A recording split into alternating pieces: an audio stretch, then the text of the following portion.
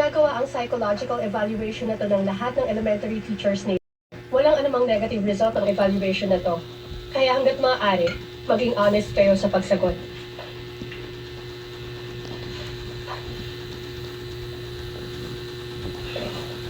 Nagpunta ka na ba rin sa clinic na sinabi ko? Ha?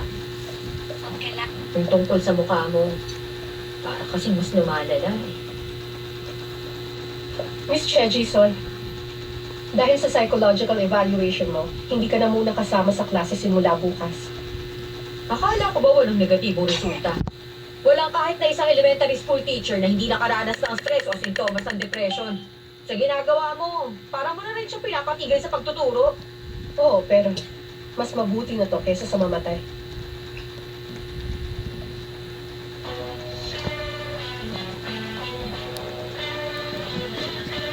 Miss Che Jison, alinsunod sa utos ng Educational Rights Protection Bureau.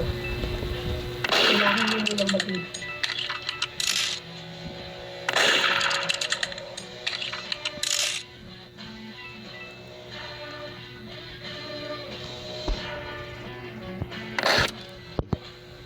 Isang elementary school teacher ang anak ko. Takot ako baka may mangyari sa kanya. Meron kasi mga nakasulat sa diary niya na ganito. Kaya, please, iligtas niyo ang anak ko.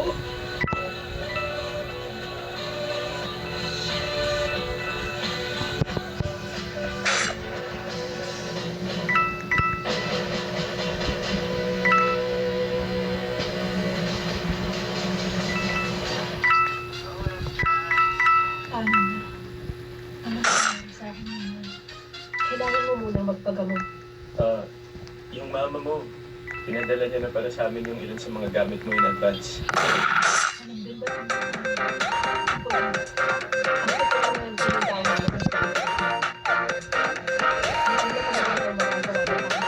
yung magpagamot at magpa-treatment ka. Ayun na. alam mo ba kung ano mangyayari sa klase ko at sa mga bata? Alam ko may ipapalit silang ibang homeroom teacher para sa mga Hindi bata. pwede. Matutulad lang sa akin ng teacher na yun. ayaw.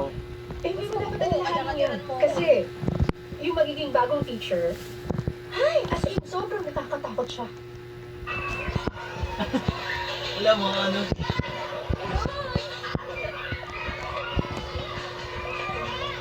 Dave yan.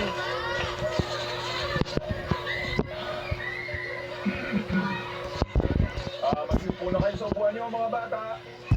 Attention! Mga bata. Hindi ito oras para Tumahimik kayo! Mga bata!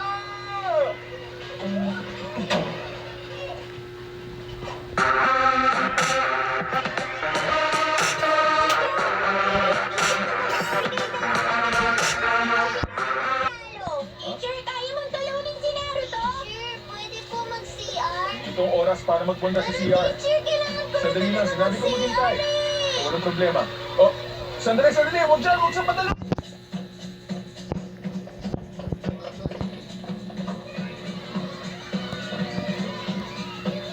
Teacher, pwede po mag-CR?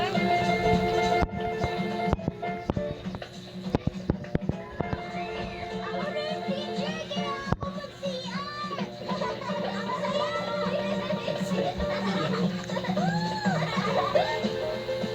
Etong omelette to. Kailangan nyo ng protein tapos ayaw mo? Hindi ka rin kumakain ng kamatis, ha? Teacher, Hmm. pakigawa mo ako ng frog. Hindi to oras para gumawa ng frog. Sumunod ka na lang. Sige na, pakigawa po. Hindi ito oras para dyan. Sumunod ka na lang.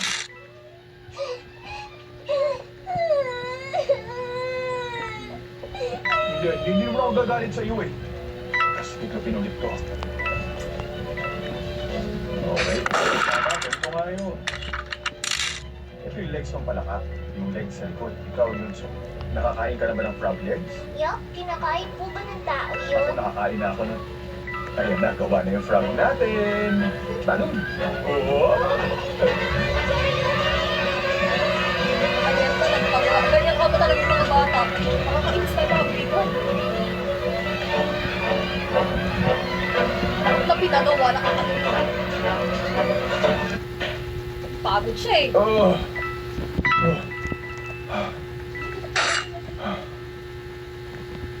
Gayon. Ganito pa talaga kahirap maging teacher. Bakit tingnan mo nilagay ko yung... Grabe, ang dami kong ginawang mali pa.